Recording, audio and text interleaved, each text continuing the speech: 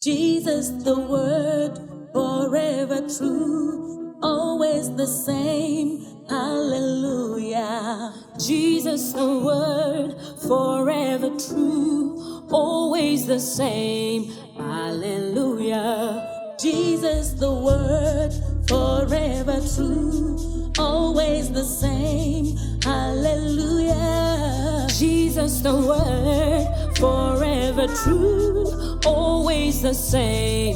Hallelujah. I believe in the word of God. I believe in his power.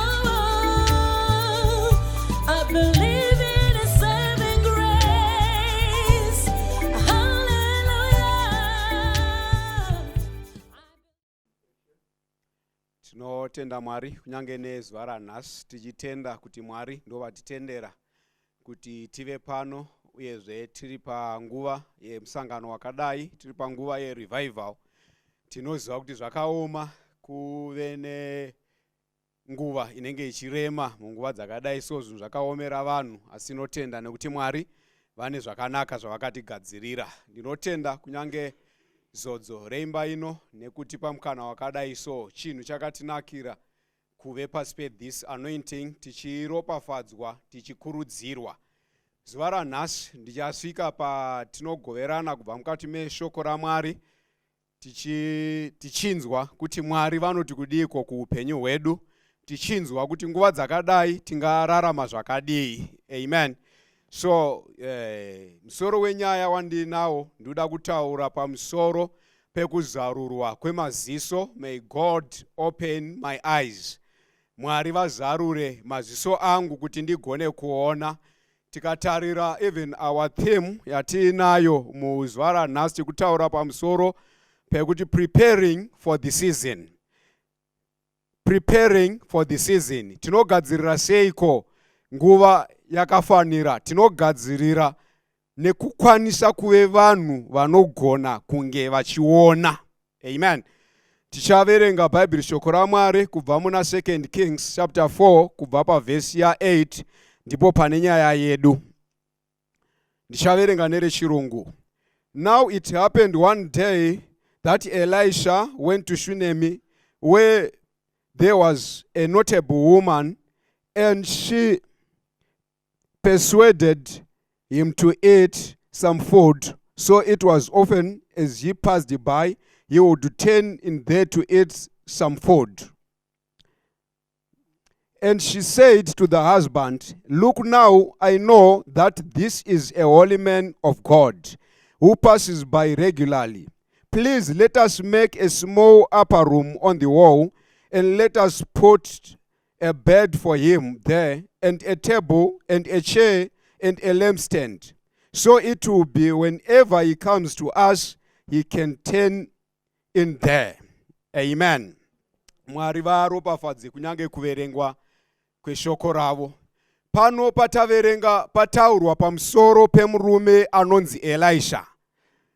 Pataurwa pamusoro pemurume anonzi Elisha, taonawo zvakare pachitaurwa pamusoro peumwe mudzimai. Zvanzi mudzimai uyu akasvika panguva yaakaona Elisha semunhu waMwari. Amen. Nguva nenguva Elisha aipfuura achiita zvaaita, pamwe aenda kunoparidza, pamwe aenda kwakasiyana siyana. Asi musi uyu murandakadzi akataura akati, iye ndaona kuti uyu munhu waMwari. Amen. Nyaya yangu iri pakugona kuona kuti uyu munhu waMwari. Zvinoreva kuti aigona kunge achimuona nguva nenguva, asi ane mamwe maonero aingomuita. Anogona kunge aimuona achingomuona like just a carpenter, aimuona like just a butcherman. Asi musi uyu akamuona ndobva ati ndaona kuti munhu waMwari. Hallelujah. Now panga tichiverenga Bible shoko raMwari rashandisa a strong word yanziyo zvanzi I perceive. Tikatarira kuti perceive inorevei mudictionary, inotaura to come to understand. Zvikureva kuti mudzimai uyu akasvika paakave nekuona asine kunzwisisa. Haleluya. Akasvika paakanzwisisa kuti mukuona kwangu ndiri kuona kuti anga ari munhu asi uyu munhu waMwari. Saka interpretation yake pamusoro pemunhu uyu yakachinja kubva pamusi waakaona maonero aya. Haleluya.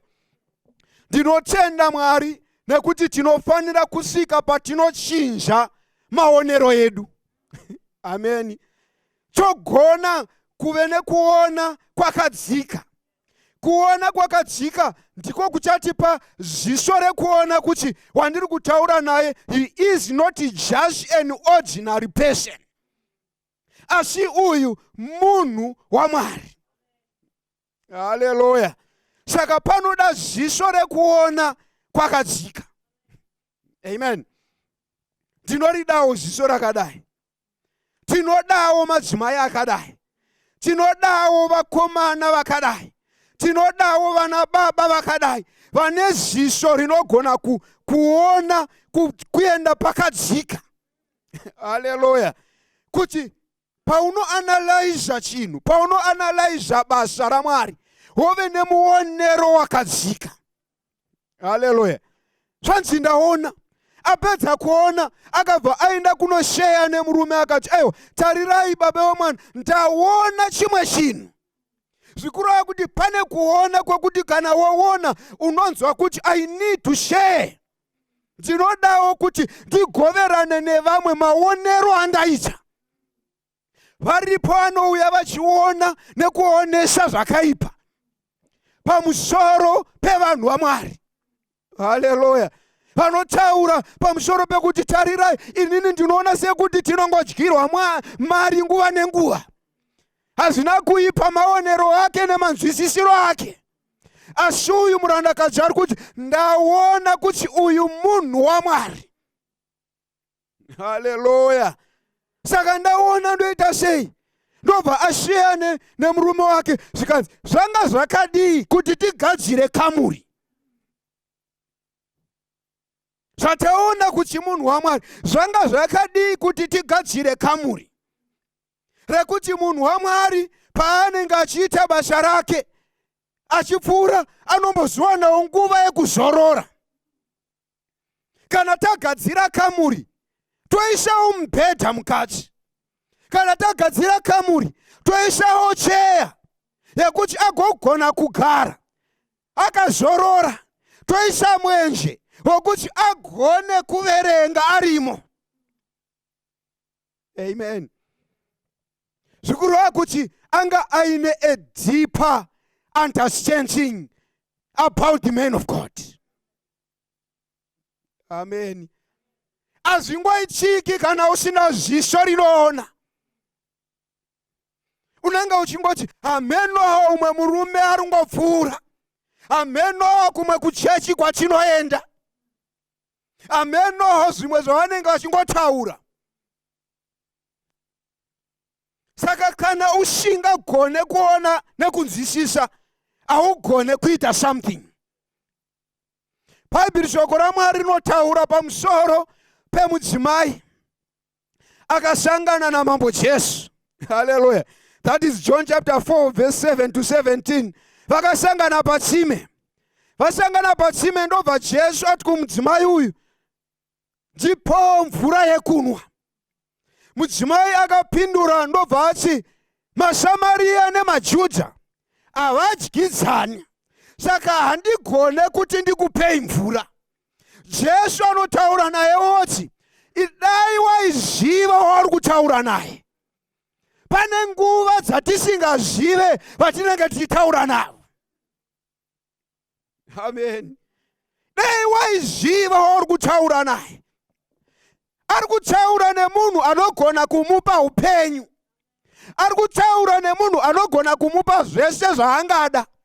Asi nenyaya yekuti haana kuzarurirwa, nenyaya yekuti haana ziso rinoona, ari kungotora Jesu seumwe murume nje. Zvikanzi dai waiziva. Haleluya. Idai waiziva Zvikureva kuti Jesu anga ane zvakawanda zvaigona kupa mudzimai uyu, asi mudzimai anga asina knowledge yekuziva kuti ndiani wandiri kutaura naye. Amen. Mwari ngavandibatsire kuti ndigone kuona, kwete kungoona chete, asi ndigone kuona nekuziva. Amen. Saka vakagadzira kamuri remunhu waMwari, ndobva vavaka, ndobva vapedza, ndobva vaisa zvaidiwa mukati. Saka munhu waMwari anga kuti nguva nenguva paanouya anosvika wapinda mukamuri, oana nguva yekuzorora arimo. Amen. Apedza kuita basa rake, opinda imomo zvake, obva azorora. Unozvati ndinofarira chimwe chinhu chikuradzwa nemudzimai uyu. Mai ava vakaradzwa kuti vanga vari concerned nekuda kwewelfare yemunhu waMwari. Apedza kuita basa, anofanira kuti azorore. Zvanzi aipfuura nepapa vachisimupa chingwa zuva nezuva. Vanga vari concerned newelfare yemunhu waMwari. Amen. Handizive iwe sedunga munhu kuti uri concerned here newelfare yemunhu waMwari. Vaida kusapota munhu waMwari. Munhu waMwari aidozviitira basa rake achiita, anga asina pressure nezvakawanda, asi ivo vakaona kuti ndine ruoko rwangu rwandinogona kuisa wapa. Pane ruoko rwaunogona kuisa pakusapota munhu waMwari. Asi zvinoda kuona kune kunzwisisa mukati. Haugone kusapota munhu waMwari kana usinganzwisisi munhu waMwari. Haleluya. Haugone kumira uchimusapota nekuti unenge usina that deep understanding. Dai Mwari vazarura maziso ako emweya wagona kuona. Dai Mwari vazarura maziso angu emweya ndagona kuona. Haleluya. Mwari zarurai maziso angu emunhu wemukati ndigone kuona. Tinaye munhu waMwari, asi ndiri kuona here kuti ndinaye munhu waMwari? Am I there to support the cause? Hallelujah. Supporta munhu waMwari. Paakatanga kuvaka, akati ndakuvaka kamuri ndakuita se, akatanga kubuilda a support system. Zvinogona kuti zvisimbise munhu waMwari. Iwe sedunga munhu une support system here yaunobuilda to support the men of God. Chii chauri kuvaka chinosapota basa riri kuitwa nemunhu waMwari. Haleluya. Yakwana nguva yekuti tisimuke tisapote chiono. Yakwana nguva yekuti tisimuke kumasangano kuti tive ne support system inosapota munhu waMwari. Kumazonzi, kuprovince, toti tiripo kuti tisapote munhu waMwari. Haleluya. Chine dambudziko maonero ako. Ndosaka uri kutadza kuvaka kamuri. Chine dambudziko maonero ako. Ndosaka uri kutadza kutenga cheya. Chine dambudziko mafungiro ako. Ndosaka uri kutadza kutenga mwenje. Haleluya. Toda kuvaka a support system. Zvinosapota munhu waMwari. Ndiyo nguva yakwana yekuti tisapote munhu waMwari. Ndiyo nguva yakwana yekuti tisapote chiono. Ndiyo nguva yakwana yekuti tisapote basa la Mwari. Pawakaona pachitaurwa pamusoro pemagaba eSunday school, une maonero awakaita. Hauna kugona kuona neziso rakatsika, wakangoona semagaba nje. Amen. To the extent kuti nyaya iyi haitaurwe mumba menyu. Mwana wako haiche magaba eSunday school. Hallelujah. Asi tichiti tinoda kubuilda a support system. Amen. Kutouya kutoti magaba oye tinodawo magaba. Sunday school teens tinodawo magaba. Enda unotarira kuti mwana wako akapedzisira rini kubvisa magaba. Hallelujah. Pakataurwa nyaya yemugoferi. Munhu waMwari akati tinoda kuti tivake gore rino iri. Hande ine nyaya yemugoferi. Hallelujah. Mugoferi chinhu chakataurwa zvikanzi wanga uri muti wanga usingawanike. Which means une something extraordinary you need to do. Chaunofanira kuita uchisapota munhu waMwari chimwe chinhu chiri extraordinary. Mamwe mapiro ari extraordinary. Hallelujah. Mamwe manamatiro ari extraordinary. Uchisapota munhu waMwari. Hallelujah. Ndakaenda ndikafungisisa pamusoro pemugoferi ndikati saka kana chinhu chachisingawanike muti uyu chinetsa kuwana, ndino offering yandinofanira kupa inonetsa kuwana. Gore rekuzvipa, gore rekuzvidurura, gore rekuti munhu waMwari ndiri pano, gore rekuvaka kamuri yemunhu waMwari. Hallelujah. Kuitira kuti kana taakumhanya tichiti tebhanekeri hoye, newe unenge uripo patebhanekeri ipapo, nekuti une ziso rinoona. Hallelujah. Mudzimai uyu akaona. Paakaona kuti zvechokwadi uyu munhu waMwari, ndobva asheya nemurume wake.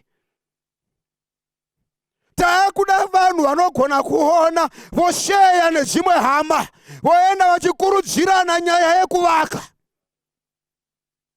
Hallelujah. Nemhaka yekuti ndine kunzwisisa pamusoro pechiono. Amen. Nemhaka yekuti ndine kunzwisisa pamusoro pechiono. Indakasvika panguva ndakati as long iri nyaya yekuti we are supporting the man of God, inini handina basa nazo kuti zvakaoma sei, tinoita zvatinofanira kunge tichiita. Nemhaka yendiri kudaro, nemhaka yekuti takaona kuti zviro kwazvo munhu waMwari watakapiwa. Hallelujah. Ziso randakaona naro rikandipa kunzwisisa, rakandipa mamwe maonero, rakandipa mamwe mafungiro.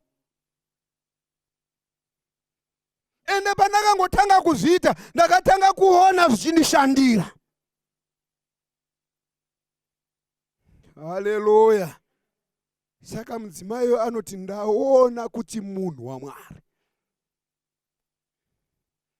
Paakatanga kuti ndaona kuti munhu waMwari, haana kuziva kuti ndatopinda musizini.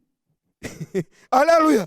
Haana kuziva kuti ndatogadzirira sizini yangu yekugamuchira. Nekuti masizini atinopindana nawo akasiyana siyana, asi unofanira kugona kugadzirira sizini yekugamuchira. Unofanira kugona kugamuchira sizini yekusimudzwa. Haugone kuchibata kana usina kuprepare that season. Hallelujah. Saka mudzimai uyu paakadai so angatoprepare, atozvisa panzvimbo yakafanira yekugamuchira. Paunongoita jiu yako uine ziso rinoona, wazviprepare, ndobva waenda panzvimbo yekugamuchira. Amen. Ita amen uchinyemwerera. Hallelujah. Saka aita zveshe izvi zvanzi neBhaibheri shoko raMwari. pane nguva yaakashedzwa. Apedza kuita zvese izvi, pane nguva yaakashedzwa. Ndobvanzi kumuranda, enda unodaidza mai ava vauye kuno. Zvikanzi chiko chatingakuitirai. Haleluya. Vaita zvakafanira kuitwa. Vaprepare ka, saka vakuchigona kakuchigamuchira. Chiko chatingakuitirai. Toenda nemwe here kuvakuru venzvimbo. Tinotaura zvakanaka zvamanga muchiitawo kuti nyika igogona kukuona iwo. Haleluya. Mudzimai akati, aiwa, zveshe izvozvo ndakakwana. Tiri pakati pevanhu vangu. Haleluya. Ndogona kugara hangu pano, tiri pakati pevanhu vangu. Ameni. Zvanzi neBhaibheri shoko raMwari. Akabva adzokera. Paakadzokera, ava vakaramba vaine that burden kuti chii chatingaitira mudzimai uyu. Pane kuita kunounza burden pamusoro pevanhu vaMwari. Pane kushumira kunounza burden pamusoro pevanhu vaMwari. Haleluya. Pane kusapota basa raMwari kunounza burden pamusoro pevanhu vaMwari kuti chii chatingamuitira munhu uyu. Amen. Nekuti anga amira, nekuti anga ashumira, nekuti anga azvipa, nekuti anga azvidurura.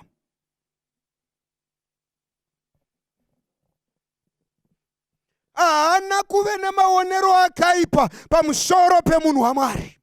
Haana kuve nekutaura kwakaipa pamusoro pemunhu waMwari. Amen. Chii chaunosheya nevana vako pamusoro pemunhu waMwari? Munotaurei? Amen. Kana wakatendeka kumuranda waMwari, uchitaura nevana vako, unenge uchitaura kuti kudii? Haleluya. Ndakafara panguva inoyi pandakaona pakatanga minamato yevana vadiki. Pane mwana akabuda achitaura kuti tinotenda baba nemukana wakadai. Zvanzi ndiri kutsanya, I'm fasting. I want to thank Baba Apostle. Hallelujah. Nekuda kwemukana uyu wavakandipa. Zikurati mwana akadzidziswa pamusoro pemunhu waMwari, akutogona kutotenda munhu waMwari. Chii chaunotaura nemhuri? Chii chamunotaura kana muri ku home group kwenyu? Chii chamunotaura kana uine shamwari yako pamusoro pemunhu waMwari? Haleluya. Mudzimai uyu zvakamushandira zvekugona kunzwisisa zodzo ranga riri pamusoro paElisha. Zvakamubhadhara. Amen. Ikaku kakunzwisisa nekakuita kakaunza pei kumunhu uyu. Haleluya. Ndinoziva une zvakawanda zvaunoda kuitirwa, asi pane nguva yaunofanira kusvika womboti mani zvangu ndamasiya uko. Amen. Zvikanzi ndinogara muvanhu vekwangu. Amen. Zvanzi akati abuda, Gehazi ndopakayandobva achi, aiwa, ndaona chimwe chinhu. Mudzimai uyu haana mwana. Haleluya. Mudzimai uyu haana mwana, kwete kuti haana mwana chete, uyezve nemurume wake akura chaizvo. Zvikuratidza kuti panga pachitori nepotential yekusatoita mwana wacho. This was a situation yanga ichidonzi it is impossible. Hazvichagoneka zvinhu izvi. Ndichitaura right now, pane munhu arimo musituation yaari kudoti iyi situation haichagoneka iyi. Ari kutoti inini zvangu zvakaramba, kuroorwa kwakaramba. Haleluya. Kubudirira kwakaramba. Kutengawo mota kwakaramba. Kuporeswa kwakaramba. No situation yanga ina maya. Zvikanzi nemurume wacho atokura. Haleluya. Kasaka zvinozva akura, saka zvikuru kuti anoda mwana akawe. Amen. Kana ukanzwisisa kusapotsa vanhu vaMwari, ma situations ako anofunga kuti ari impossible, pamberi paMwari anogoneka. Ukanzwisisa principle yekugona kuona zodzo rauri pasi paro, hapana situation inoramba yakadaro. Haleluya. Dei vakaregedza munhu waMwari achingopfuura zuva nezuva, vairamba vari in that situation. Asi munhu waMwari achipfuura nepavari nguva nenguva, because zvinoratidza kuti munhu waMwari anga itori nzira yake. Asi zvakatora kugona kungonzwisisa. Zvikanzi anoda mwana. Haleluya. Zvikanzi anoda mwana. Zvikanzi mushehedzei. Ndobva vakashehedzwa mai, ndobva vasvika vapinda. Zvikanzi gore rinouya, senguva inoi, muchave nemwana. Haleluya. Gore rinouya, senguva ino, muchave nemwana. Ndiko kwaunogona kusvitswa nezviso rinoona. Haleluya. Ndiko kwaunogona kusvitswa nezviso rinoona. Tine nguva kukereke kwedu, kuassembly kwedu kwatinopindira, pakasvika nguva yekunzi vanhu vaMwari varuda kutenderera muguta, tobva tati isusu aiwa ngavauye. Pavakati varuda kuuya kwedu, vamwe zvinombagadzirira, tikati hazvina basa. Chatinoziva ndechekuti kana munhu waMwari akangotsika, zvinhu zvese zvasanduka. Amen. Patakati ngavauye, zvikanzi mune chokwadi tikati ngavauye. Haleluya. Ndobva vauya, ndobva vaparidza, ndobva vapedza, ndobva vaenda. Zvikanzi papa nemwe futi trip yavanoda kuuya, tikati ngavauye. That was the next week, yachona following week. Ndobva vauya, ndobva vaparidza, vapedza kuparidza, ndobva vapinda mumba. Haleluya. Pavakapinda mumba ndinotenda Mwari, nekuti vakasvika ndobva vada kugara pane rimwe sofa ranga riripo. Ndobva tamhanya tikati mama munodonha ipapo, nekuti sofa iri ranga rakajegerwa rimwe kumbo. Haleluya. Tikati munodonha ipapo, zvikanzi aiwa kana ndikangogara chete nini harichadoni. Haleluya. Ndobva muranda kati agara pasofa rine gumbo rakajekerwa. Ini ndichingonamata kungoti Mwari musatinyadzisa pano. Zvino kana vakadonha vachanzi vadonherepiko? Haleluya. Kana vakadonha vachanzi vadonherepiko? Vagonzi vadonherwa mumba mamufundisi Popo, zvichazoveiko Mwari? Ndakatenda Mwari nekuti havana kudonha. Amen. Vasina kudonha kudaro, vakabva vasimuka mama, zvika zvanzi right, takuda kuti tichienda, asi toda mbopindawo kane mubedroom. Amen. Ndobva ndati zvino Mwari mune kamubhedha kaya here Mwari? Zvikanzi tikuda kupinda imomo. Ndobva vapinda, ndobva vasvika, ndobva vabata kamubhedha, ndobva vataura zvavakataura ipapo, ndobva vabuda, ndobva vapinda nekitchen, ndobva vabuda, ndobva vati takuenda. Haleluya. Nekuda kwekuti pauya munhu waMwari, takangotanga ngoona zvinhu zvangotanga kuchiratidza kuti zvakurongedzeka. Uma musi tabuda tichidzoka kumba, tinosvika kumba tiwana mumba makapendwa. Tonozwa kuda tuwana sofa riya raidonhedza hamusisina nekuti rakangogarwa nemunhu waMwari nairo rakabva ratama. Haleluya. Tichinotarira muteni tichibuda muteni kuinopinda mukicheni uchinoona kicheni yose yachinja nekuti munhu waMwari wapinda. Haapinde agosiya zvakadaro. Haugare naElisha pamba agosiya zvakadaro. Haleluya. Tichingoti gare ndobva chaona umwe musi tangobuda namama chirekedza tiende pane kamwe kafollow up tichidodzoka tikuona vanhu vari kutatarika nekuti kochichiri kuitika zvikanzi mubhedha uri kuramba kupinda. Kana munhu waMwari auya haasiye zvakadaro. Haleluya. Ona kamubhedha kaya kanga kanzi aka kangotaurwa nako ndobva kamuvha ndobva kaenda kuspare heaven uko ndobva tadai so tiri kurara pane rakadai so tasingazivi kuti tichararawo pakadaro. Asi munhu waMwari auya zvinhu zvakachinja. Zvinoenda nemaonero ako. Zvinoenda nemanzwisisiro ako. Nerimwe zuva ndakamira pamberi pechechi ndichitaura nekudzidzisa pamusoro pekushumira munhu waMwari. Ndichitaura pamusoro pekuappreciate munhu waMwari.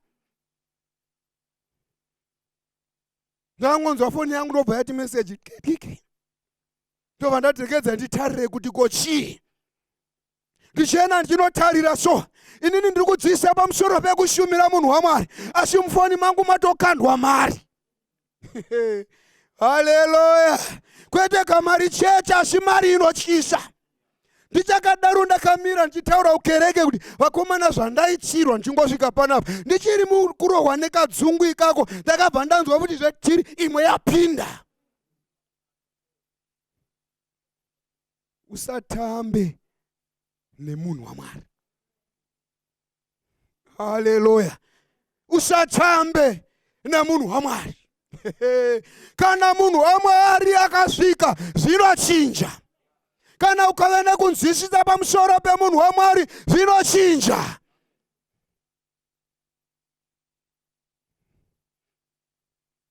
Haleluya.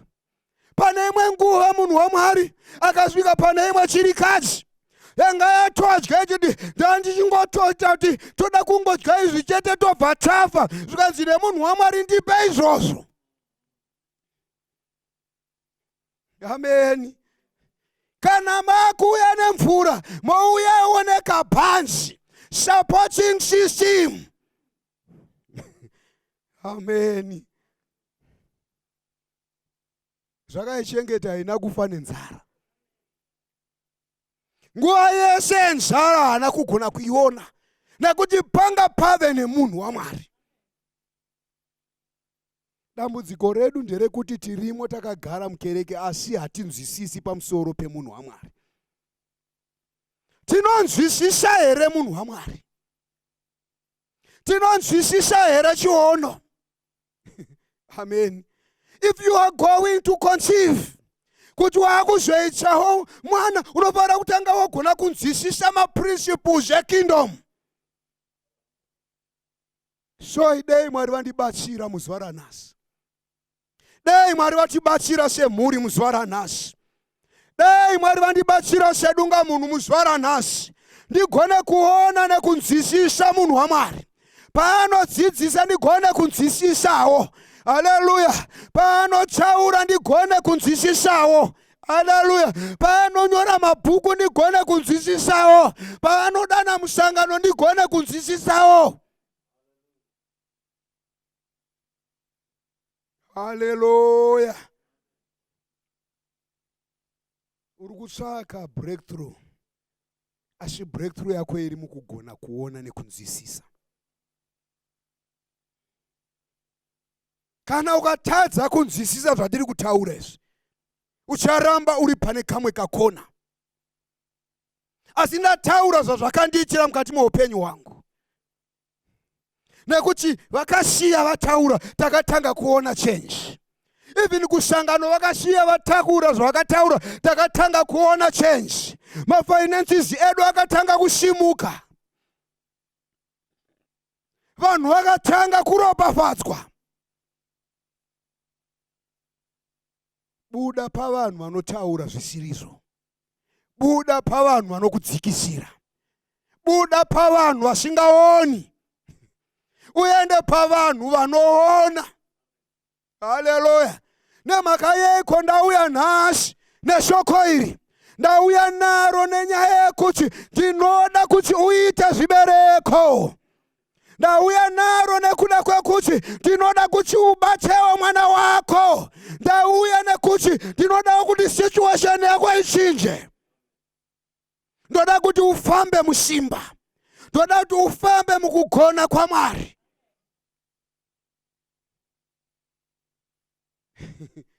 Zvanzi mudzimai weShunemi pane nguva yaakatoti audzwa izvozvo, zvanzi akati munhu waMwari musada kutamba neni. Sekungouya pano mongotaura mashoko. Handina kuuya kuzotaura mashoko, asi ndauya kuzotaura pamusoro pesimba richaita kuti udzikinurwe. Ndauya kuzotaura pamusoro pesimba richaita kuti uporeswe. Gona kunzwisisa anointing yauno operate uri. Haleluya. Ndichipedza pazuva ranhasi ndoda kungotaura kuti project yako iri kuzochinja. Kana ukanzwisisa ukaapply zvandiri kutaura, project yako iri kuzochinja. Haleluya. Nekuti zodzo randiri kutaura pamusoro paro rinoshanda mukati meimba ino ndiro zodzo rakaita kuti murandarume wanzei anzi aiwa ndangovhurira uyu chete. Kuzitima kwavharwa zvichinzi hakuna mabhegi achatorwa, asi muranda waMwari achibva kunoita basa zvikanzi ndangovhurira uyu chete. Ndikutaura pamusoro pezodzo richaita kuti majoko ehuranda apwanyike mukati meupenyu hwako. Ndiri kutaura pamusoro pezodzo richaita kuti mafinances ako achinje. Ndiri kutaura pamusoro pezodzo richaita kuti vana vako vachinje. Ndiri kutaura pamusoro pezodzo richaita kuti murume wako achinje. Ndiri kutaura pamusoro pezodzo richachinja your situations. Hallelujah. In the mighty name of Jesus. That situation it is going to change in the mighty name of Jesus. It is going to change in the mighty name of Jesus. Hatina kuya kuzotamba, tauya kuzotaura shoko rinoporesa. Hallelujah. So idai Mwari vandibatsira muzuva ranhasi ndigone kufamba nekusapota munhu waMwari. Haleluya. Ndigone kutsigira. Indoda kuramba ndichizviona, indoda kuramba ndichiboorera. So Mwari ngavatiitire nyasha. Ukaita zvandataura izvi, uchatanga kuona simba raMwari. Uchatanga kuona kugona kwaMwari. Uchaona kupindira kwaMwari. Uchaziva kuti Mwari uyu akatendeka. Uchaziva kuti ndiri pasi pesimba. So Mwari vatiitire zvakanaka. Haleluya. Tingosimudza maoko ndowanenguva yatinonamata nezita raMambo Jesu.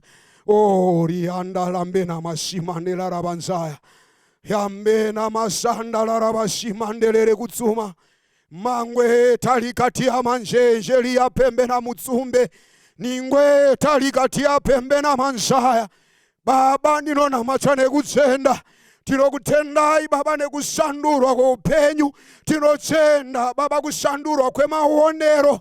Baba, tigone kuona zvakafanira, tigone kuve nezisho rinoona, tigone kuve nenzeve dzinonzwa, tigone kusubmita even to this anointing. Baba, ndinonamatwa nekutenda, tigoona upenyu uchishandurwa, tigoona Baba vanga vakazvidzika vachisimudzwa, tigoona vanorwara vachiporeswa, tigoona vanga vakaremerwa, majoko euranda achiparadzwa. Baba, nezita ramambo Jesu, Baba, ndanamatwa nekutenda, iyemi Mwari vanogona, iyemi Mwari vanoshamisa, in the mighty name of Jesus Christ. May God bless you.